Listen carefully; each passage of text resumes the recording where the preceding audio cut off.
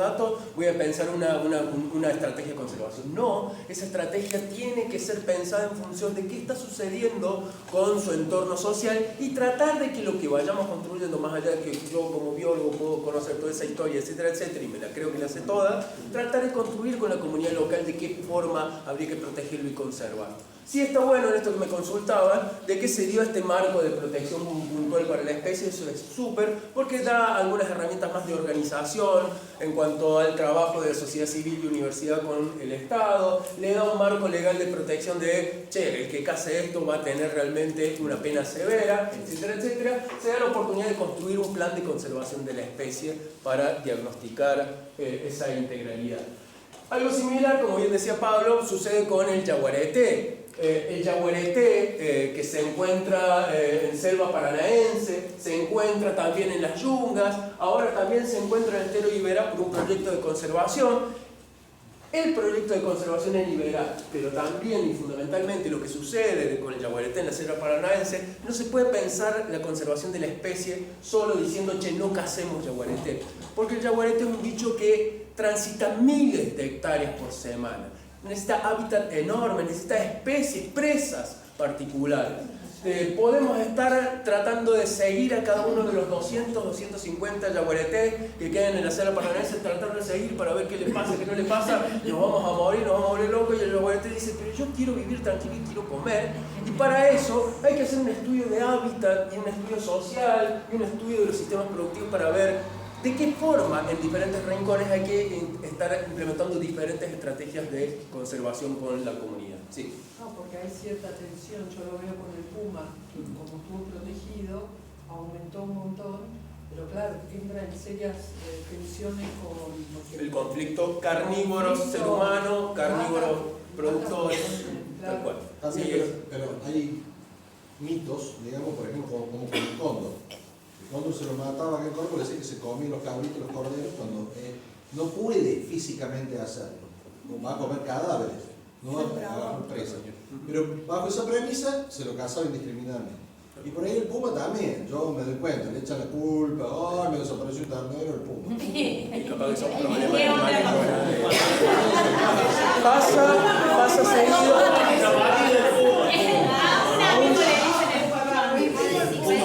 Aún si pasara, el tema es abordar con los productores, y trabajar con los productores, no estar vigilando si el productor saca un rifle o no, sino tratar de buscar alguna alternativa de cuidado de su rodeo, de sus bajadas, alternativa que las hay desde el punto de vista tecnológico, desde el punto de vista de algunas costumbres, incluso de manejo ganadero, que se pueden trabajar y evitar o reducir, porque nunca los conflictos se solucionan, guarda, reducir los impactos que se pueden estar dando en el sistema productivo y en la especie del carnívoro. Sí. Pero encima ahí, por ejemplo, la selva paranaense, por lo que estoy viendo, ahí excede encima los límites de nuestro territorio, con lo cual es mucho más difícil articular con otros países que dentro de una misma provincia, ¿no? Entonces, como vos decís, el jaguar no sabe, el yaguareté no sabe los límites de dónde es Argentina, dónde es Uruguay, dónde es Brasil y Paraguay. Hay que darle una capacitación. Y nada encima que se tira al agua y pasa de país.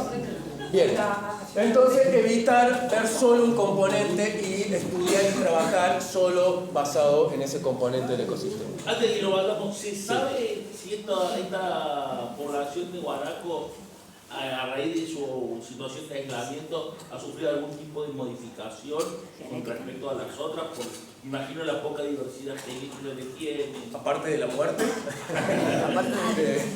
aparte de morir, la genética. No, ya pasamos de diapositiva.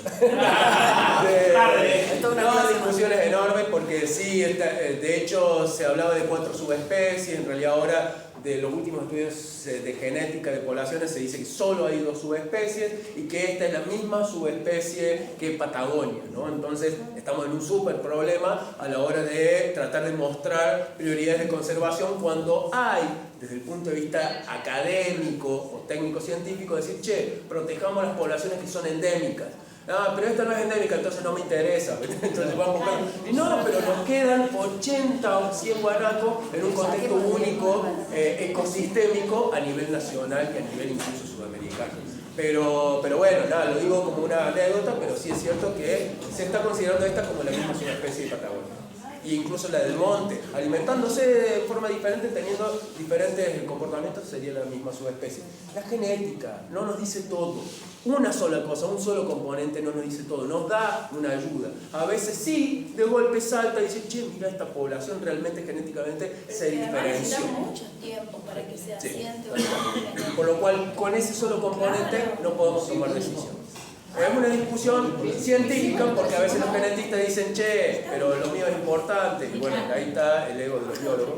Hola. Entonces, voy avanzando porque si no, no llegamos. Entonces, el último del paradigma sistémico, el 6, los ecosistemas deben gestionarse dentro de los límites de su funcionamiento. Parece algo obvio, pero es bastante difícil porque claramente el funcionamiento son muchas especies interactuando, como era todo al mismo tiempo, en todo lugar. Entonces es difícil poder tener tanta información. Entonces a veces tenemos que ir seleccionando, así como en un momento decían la sombra y determinada medida y determinado indicador de condición del animal a partir de determinada sombra y condición de temperatura. Bueno, hay que elegir algo que nos pueda dar una pista de algo fundamental. Implicancia en la práctica, tanto en la fase de análisis como en la propositiva, es decir, mi diagnóstico, mi toma de información y mis decisiones, las que tomo y propongo, se debe procurar el mayor esfuerzo por comprender la resiliencia de los ecosistemas y mantener las diferentes formas de uso dentro de un rango que permita que estos puedan, los ecosistemas y sus componentes, puedan seguir funcionando bajo la presión de uso. La resiliencia entendida como esa capacidad de soporta un disturbio, ¿no?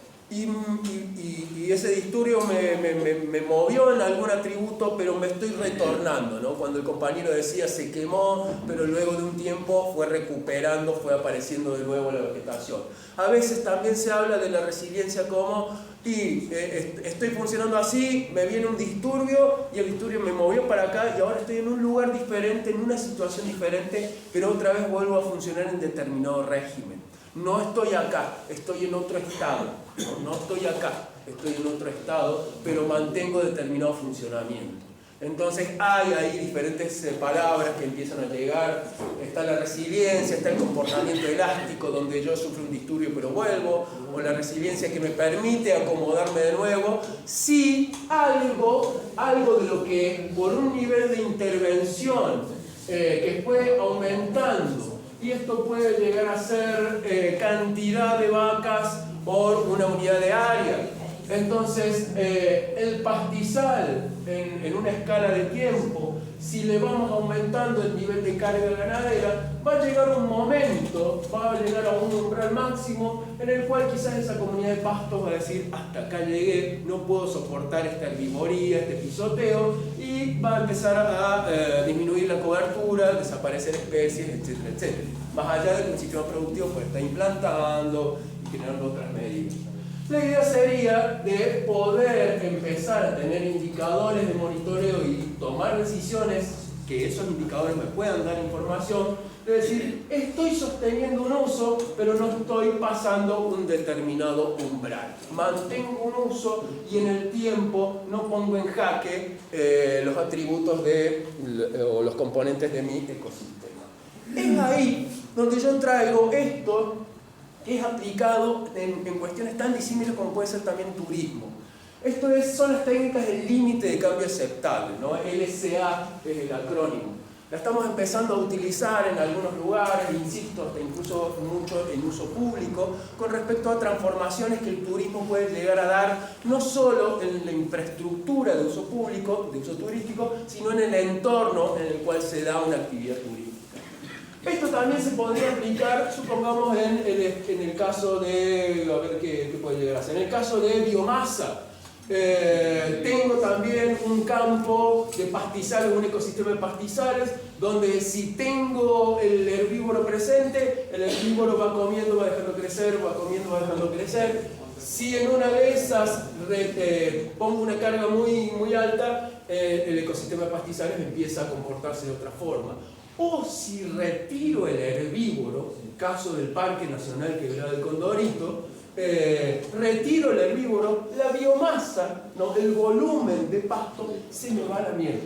Entonces ahí empiezo a hablar de dos umbrales. Un umbral de integridad mínima, ¿no? Pero de acá abajo, donde dice, che, yo no tengo que llegar a este nivel de desaparición de especies, de desaparición de tipos de pasto, desaparición de cobertura de pasto, ni tampoco tengo que llegar a otro umbral de integridad mínima allá arriba, donde tampoco puedo llegar a decir, che, si yo tengo más de este volumen, si empiezo a tener muchísimo pasto, y no solo de 5 especies, sino capaz de una sola especie, muchísimo pasto, es una homogeneización del ecosistema y es un polvorín para los insectos, ¿no?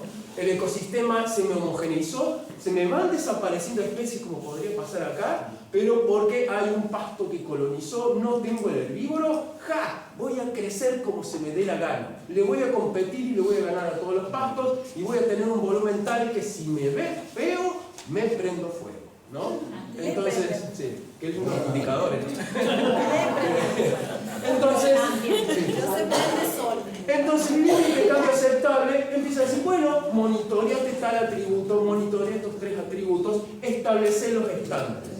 ¿Cuáles son estos umbrales? Son los estándares, no son los deseables, son los estándares de umbral, ¿no? Y este límite de cambio aceptable, insisto, puede ser aplicado hasta incluso en cuestiones de erosión de sendero, en cuestión de cantidad de grupos de una actividad turística que disturban el comportamiento de la fauna o que pisotean por demás una traza de sendero, etcétera, etcétera. Puedo medir cosas y empezar a decir, che, si llega a este umbral, tenemos que replantear la actividad o tenemos que detener la actividad para...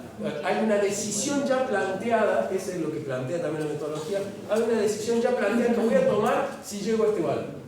Entonces, cada 5 meses, cada 6 meses, cada 1 año, cada todos los días, no sé, habrá un régimen de monitoreo en el cual en algún momento se llegó a un valor y tengo que tomar una decisión que ya estaba planteada. Hay ecosistemas que son bastante delicados y no hay control de la carga antrópica que puedan soportar. Porque, dicho, ¿no? Por ejemplo, por Ricardo, el único que está para controlar cientos de kilómetros cuadrados. El Champaquí puede ir la cantidad de grupos que quieran, no tienen control, en los gigantes lo mismo, por cualquier lado lo mismo. No hay control sobre la carga antrópica, especialmente con una calidad de turismo, de aventura o de hacer solamente, no sé, unas prestaciones de turismo alternativo en el lugar, pero no hay control en ese sentido. Nos pongamos a trabajar en conjunto. Yo, bueno, voy a contar ahí, también en defensa del sindicato. Tengo compañeros que trabajan constantemente en Champaquí. Es difícil, digamos, acostumbrar a las personas que están acostumbradas, digamos, a hacer determinada actividad y a reducir lo que se llama capacidad de carga. Se está trabajando fuertemente en eso para que cierta cantidad de personas accedan a ciertos lugares, eso también está zonificado, pero se está trabajando en eso. Bueno, en buena hora porque no se estaba haciendo nada. No, esto empezó hace un par de años. Porque Ricardo mismo especificó eso, que no había control. Al mismo tiempo hay gente que, por ejemplo, ante una alerta meteorológica en la cima dice, no me voy a ir porque no se acampa. Después hay que evacuarlo con helicóptero. Y por eso después cerramos el torque y sale 40.000 pesos la entrada. Es una reserva, pero es privada. 40.000 pesos. Seguro. No es por los seguros. No tenés ningún seguro, Carlos. No, he subido 4 veces y no tenés ningún seguro. Entonces el helicóptero es otra cosa totalmente diferente. Sí. Y hay escenarios diferentes, territorios diferentes y hasta estrategias diferentes que pueden operar al mismo tiempo. No creamos que control tampoco soluciona todo, por eso el enfoque ecosistémico dice, che, intentemos trabajar con los diferentes actores y con cada actor habrá una forma de diálogo diferente, una estrategia diferente, alguna decisión diferente. Necesitamos también gente que esté en control, como el sistema de guardaparques en las áreas protegidas, no están en todos lados, luego está policía ambiental, tampoco es que hay una cantidad enorme de policía ambiental. Necesitamos también procesos técnicos desde las diferentes instituciones para articular decisiones con esos diferentes actores. Paradigma social. El primero de este grupo de principios de lo social. La elección de los objetivos de la gestión de recursos de tierra, hídricos y vivos debe quedar en manos de la sociedad. Otro de los principios, son 4 creo de todos en este grupo, la gestión debe estar descentralizada al nivel apropiado más bajo.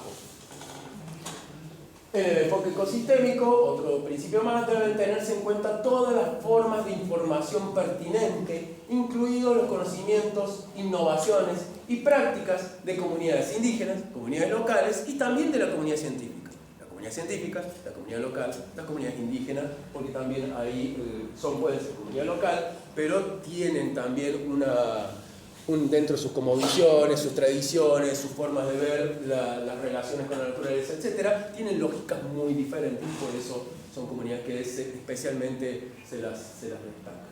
En el enfoque ecosistémico, principio 12, deben intervenir todos los sectores de la sociedad y las disciplinas científicas pertinentes. Información de diferentes actores, descentralización, elección de objetivos en manos de la sociedad, diferentes disciplinas, ¿no? Entonces, todos hablan de un enfoque social desde el punto de vista de la participación. Vamos a ver algunas implicancias puntuales, no tan gráficas ahora, pero puntuales de cada uno de estos principios. La elección de los objetivos en manos de la sociedad, sí.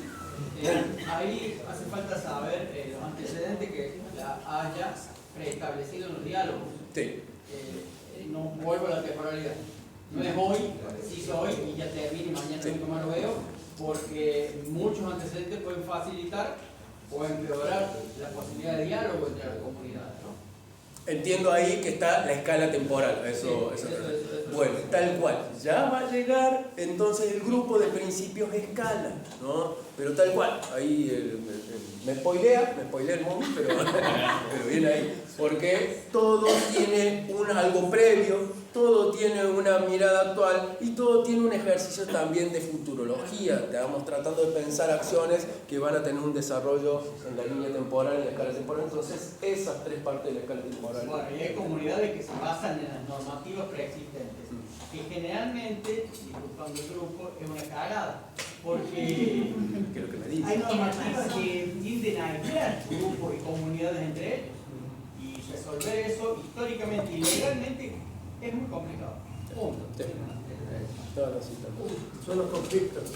Los conflictos. El proceso, en esta complicación, en esta complejidad que menciona el MOMI, el proceso debe ser participativo, deberíamos intentar que sea participativo. No hay una sola forma de ver la participación, no hay recetas para la participación, sí hay esquemas, sí hay ideas, sí hay experiencias, sí hay aprendizaje al respecto.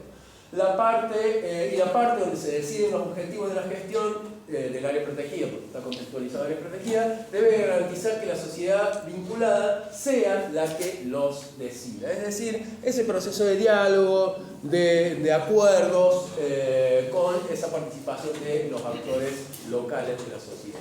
La gestión, es decir, quien también tiene una responsabilidad y esa responsabilidad está tratando de trabajar en esa alianza con los actores locales, la gestión debe estar descentralizada al nivel apropiado más bajo. Hay diferentes miradas de cuál es el nivel apropiado más bajo.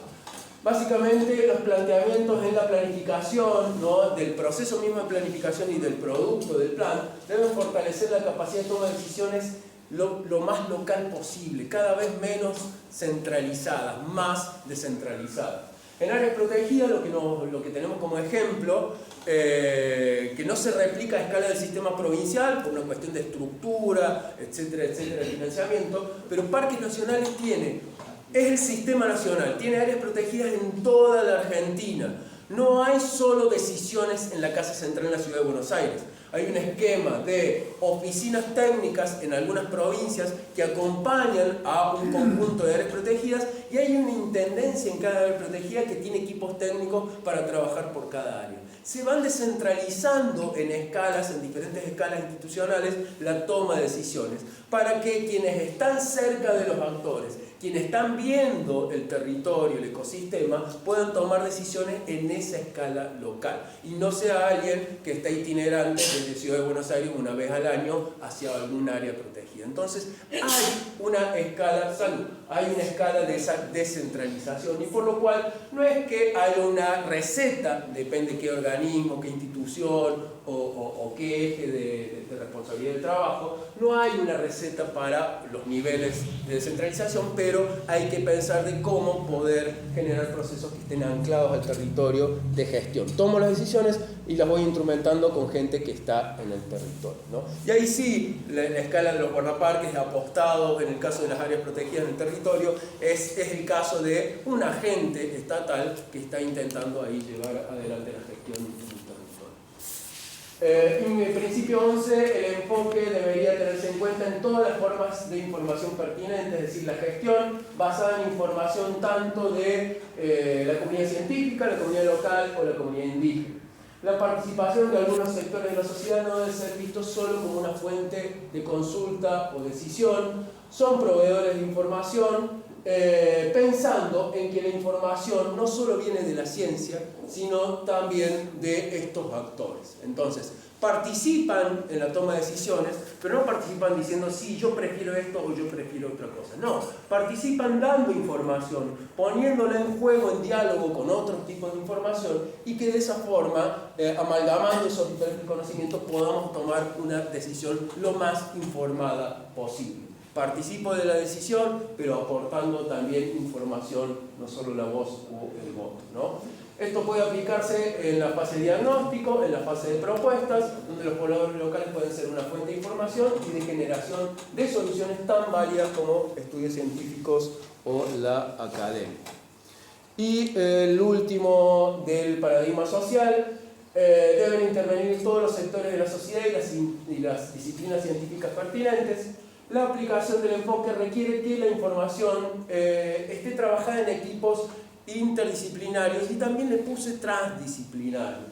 Es decir, que haya varias disciplinas presentes que desde el saber específico nos pueden ir aportando miradas diferentes, pero no desde el punto de vista multidisciplinario, ¿no? Esas palabras tienen un sentido. La multidisciplina a veces es, yo te contrato a vos, vos hablame de trabajo social, dame un informe, yo como coordinador lo tengo acá. Vos sos bióloga, bueno, dame un informe sobre los valores naturales. Dale. Bueno, y yo solo soy el que compagino ideas de esas diferentes experticias. La interdisciplina dice, no, bueno, a ver, nos juntemos y tratemos de dialogar las diferentes miradas y tratemos de aunar un enfoque para aportar una solución. La transdisciplina es que en una de esas, la bióloga va a hablar desde el punto de vista social, o el trabajo social va a hablar desde el punto de vista de la naturaleza. Que nos demos esa posibilidad de transicionar, trasladarnos a otra disciplina en la cual también nos estemos formando y no sea nuestra expertise primera, fundamental o titular. La transdisciplina habla de eso. Estamos tratando de correr los bordes de nuestro conocimiento, incorporar otros saberes a nuestra formación, y que las otras personas y yo mismo pueda darle libertad a una persona que, vos sos bióloga, me vas a hablar, o vos sos de trabajo social, no hables de biología porque yo sé de biología. Donde ahí ponemos entonces un límite y una barrera. De eso trata la transdisciplina. Y también en forma multisectorial, es decir, hay actores de múltiples sectores. Quienes viven, quienes habitan y producen, quienes solo producen, los titulares, los no titulares, los que trabajan en tal aspecto, los que trabajan en tal otro. Múltiples sectores, por lo que los equipos de planificación no deberán dar la espalda a disciplinas no tradicionales dentro de la planificación ambiental, como la economía, la salud, la agronomía, la administración, etc. Integrar esta visión en la planificación pueden tener respuestas creativas en cada caso, ya que no tienen que ser resueltas exclusivamente bajo un esquema de contratación. Generar alianzas, si necesitamos tantas disciplinas y tantos enfoques, ver de qué forma, si tenemos un presupuesto muy ajustado, podemos generar alianzas institucionales desde donde cada quien en su rol de funcionamiento, de participación en una institución pueda aportar algún conocimiento, alguna hora de trabajo en conformar equipos para generar esta multiplicidad de participaciones desde la disciplina. Paradigma económico son solo dos, ya casi vamos terminando. El 4 Principio 4. Dados los posibles beneficios derivados de su gestión, es necesario comprender y gestionar el ecosistema en un contexto económico. Principio 10. Se debe procurar el equilibrio apropiado. Suena romántico, la palabra equilibrio cada vez me está sonando más romántico, ¿no? Y ya no la uso en clase. Yo le digo a los estudiantes, no voy a usar la palabra equilibrio. Pero bueno, se debe procurar el equilibrio apropiado entre la conservación y la utilización de la diversidad biológica y la integración de ese uso con la conservación. De hecho, el concepto conservación es un concepto bastante amplio dentro de las ciencias ambientales. Prevé la conservación, estrategias de protección estricta a la par de estrategias de uso, ¿no?, del sistema natural, ¿no? La palabra conservación es amplia. Entonces, el primero de los principios, dados los posibles beneficios derivados de la gestión, es necesario comprender y gestionar el ecosistema en un contexto económico. Debemos considerar el ámbito económico tanto en la fase de análisis como en la fase de propuestas y decisiones, lo cual implica incluso hacer un esfuerzo por identificar y cuantificar el impacto económico que causa la existencia de nuestra figura de gestión, puede ser el área protegida, o la existencia de determinados componentes del ecosistema. Y la forma en una de esas de aumentar como parte de los esfuerzos de conservación, quizás imaginar de qué forma se pueden, en un mismo sistema de aprovechamiento de determinados componentes del ecosistema, poder mejorar los beneficios económicos, quizás manteniendo una misma tasa de cosecha, una misma tasa de uso. Pero pensar en la economía en función de cómo estoy tratando de conservar, estoy tratando de bajar un impacto, estoy tratando de darlo vuelta, pero tener en cuenta de que en una de esas a la par voy a necesitar mejorar los ingresos de las personas que están dependiendo de ese sistema productivo. Entonces el desafío que plantea al principio es ese, porque nos saca un poco de la lógica de solo estarnos concentrando en bajar el impacto o bajar el uso. Sí, Fede. No, que labura sí. Marco el tiempo. De bueno, sí, estoy ahí al fin. No, yo le di totalmente la posibilidad. Todo el tiempo tiene un... Alguien tiene que hacer de policía la mano acá. En el enfoque se debe procurar el equilibrio apropiado entre conservación y uso de la diversidad biológica y su integración. Y tiene mucho que ver con los anteriores. La planificación debe analizar oportunidades de uso en el marco de, bueno, en el caso de un área protegida, el tipo de manejo, la categoría, el tipo de área protegida. Pero la idea es no limitarse solo a regular los previos que yo ya detecté, sino a poder imaginar quizás qué nuevos se pueden llegar a dar, buscados en un mismo contexto geográfico, temporal, en función de tratar de mancomunar conservación y desarrollo, ¿no? Tratar de pensar qué otras oportunidades hay de uso más allá de solo estar pensando conservación. Y los 3D paradigmas de escalas, y acá viene un poco lo que Mumi y en algunas otras intervenciones habían mencionado. Principio 8. Habida cuenta de las escalas temporales y los efectos retardados que caracterizan los procesos en los ecosistemas, se deberían establecer objetivos a largo plazo en la gestión de los mismos. El principio 7. Debe aplicarse el enfoque a las escalas espaciales y temporales adecuadas. El principio 9, en la gestión debe reconocerse que el cambio es inevitable. Y casi que ese último principio no tiene mucha más explicación que esas pocas palabras. Pero bueno, vayamos a cada uno y ahí ya estamos cerrando. El enfoque debe aplicarse a las escalas espaciales y temporales adecuadas. Los principios de este enfoque deberían ser aplicados en gestiones que incorporen una visión geográfica más holística y comprensiva, además de una escala temporal de largo plazo, lo cual implica, en los límites físicos de las planificaciones, no deben ser entendidos como los límites para su análisis y gestión, así como el horizonte de planificación del plan no debe ser entendido como el único horizonte de análisis. Es decir, nuestros planes necesitamos que haya un horizonte temporal claro, necesitamos medir qué resultados vamos a tener dentro de 3 años, dentro de 5 años, el periodo que pensemos de planificación, de ejecución de acción. Pero deberemos pensar de que eso, ¿no? Acá hay un ciclo de planificación donde yo diagnostico, pienso, decido y empiezo a ejecutar. La ejecución no se abstrae de la planificación. Yo adhiero a los autores que dicen que la ejecución son parte del ciclo de planificación. Planificación es pensar y ejecutar. reflexionar, conocer, pensar, ejecutar. ¿Y la evaluación? Y la evaluación es la parte final del ciclo o la parte intermedia si pensamos en una evaluación adaptativa. Hay dos El estrategias. arbolado urbano acá en Club del Eje ha sido planificado muchas veces, y te digo la verdad, a un año y podemos decir que fracasaron, ¿viste? Bueno, esa sería la evaluación adaptativa. Si hay algo que yo veo que no está funcionando, me tengo que detener y plantearme che, hay que modificar esto. No todo el plan, lo que está sucediendo con el arbolado urbano. Si yo veo que esto está teniendo algún grado de éxito, me pongo las medidas de éxito, digo, bueno, sigamos avanzando. Y a los 5 años está la parte final de evaluación y de lecciones aprendidas y retroalimentación del ciclo de planificación. Pero ese ciclo debería repetirse y repetirse y repetirse. Pensar que lo que yo empiezo a hacer en 1 año o en 5, después tengo que ver cómo le voy a dar continuidad, ¿no?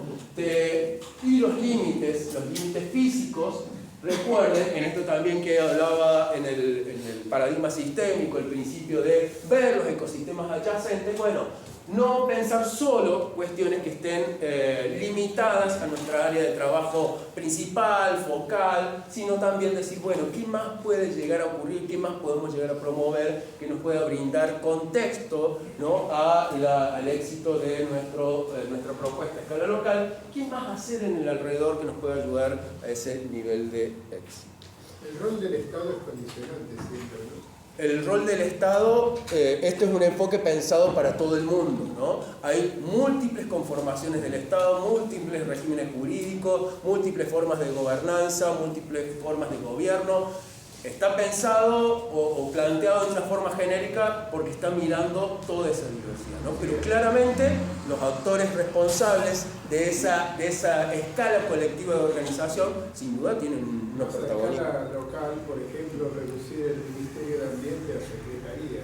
Te cambia la bocha, te cambia liquidaciones, después del humor de quien esté gobernando, ¿no? Y los procesos que se dan, conocer esa realidad, y hay que conocerla y hay que operarla, ser consciente de esa realidad y ver cómo se puede operar. Principio 8. Habida cuenta de las escalas temporales y los efectos retardados que caracterizan los procesos del ecosistema, se deberían establecer objetivos a largo plazo.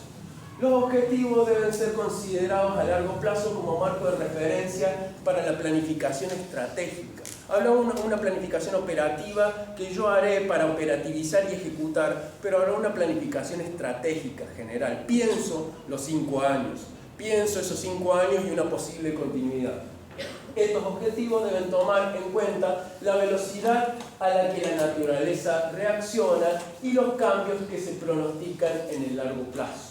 Porque si yo ejecuto algo en el primer año, en el segundo año, en el tercer año, es probable que si yo conozco sobre lo que estoy operando, que va a responder dentro de 10 años, bueno, habrá resultados que voy a ver dentro de 10, dentro de 15 o dentro de 20 años.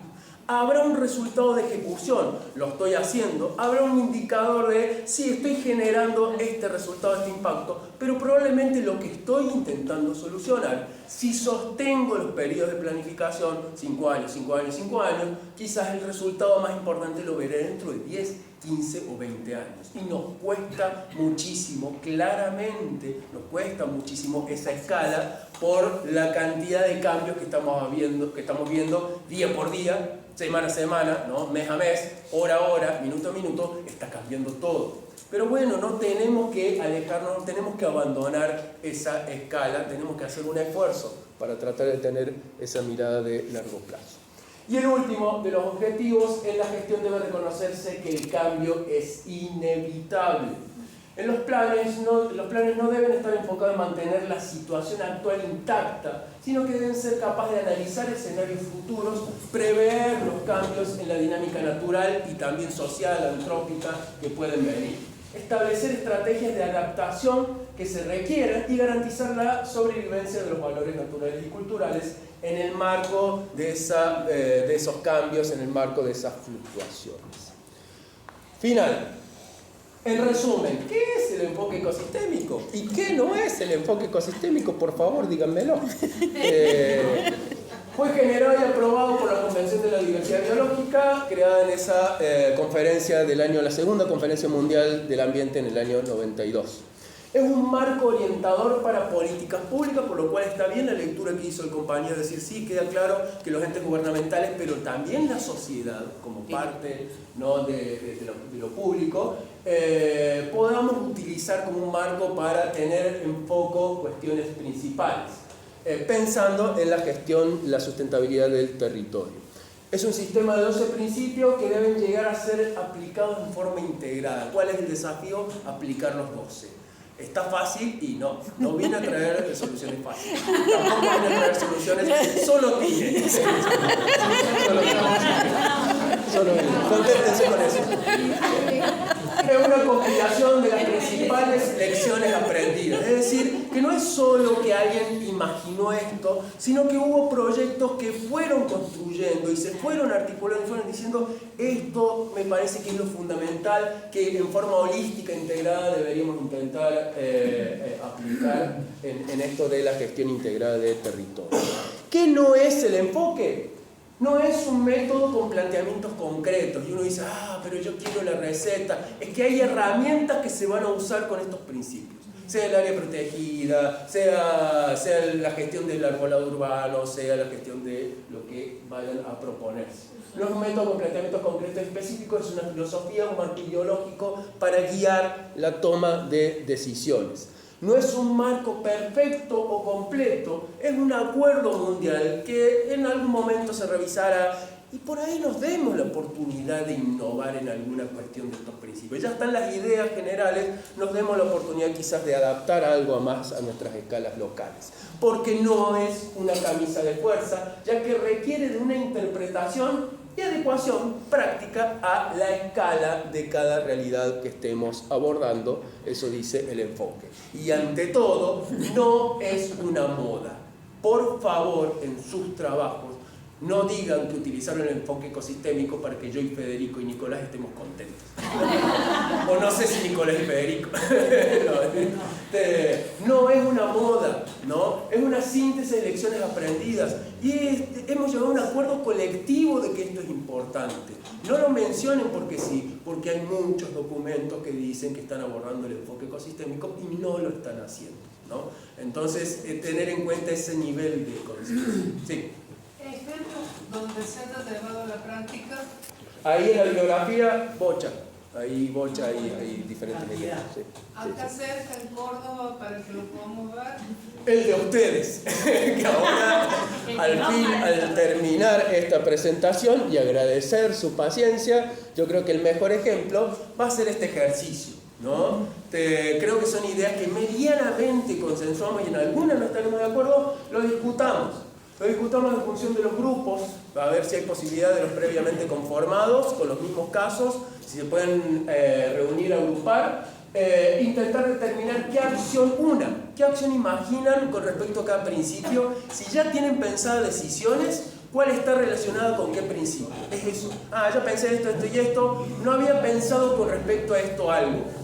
Con las palabras que sean, 3, 4, 5 palabras, ahí que los redacten. Entonces, una acción que piensen para abordar cada principio.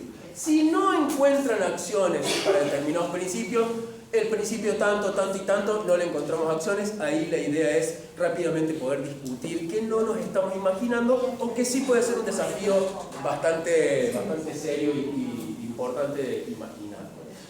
Intentar asociar e identificar algunos servicios ecosistémicos que están relacionados con sus proyectos y si son abordados claramente, ¿no? La idea es, no tenemos mucho tiempo, pero hagamos unos 20 minutitos del trabajo grupal y le dedicamos media hora a la exposición final. ¿Podemos tomar el mismo ejemplo que usamos en la clase pasada? Sí, esa es la idea. Esa es la idea. Claro, así ya no es ahí le dejo el choclo de los 12 principios en la pantalla para que se puedan recordar. Ahora sí, usted se mantenga el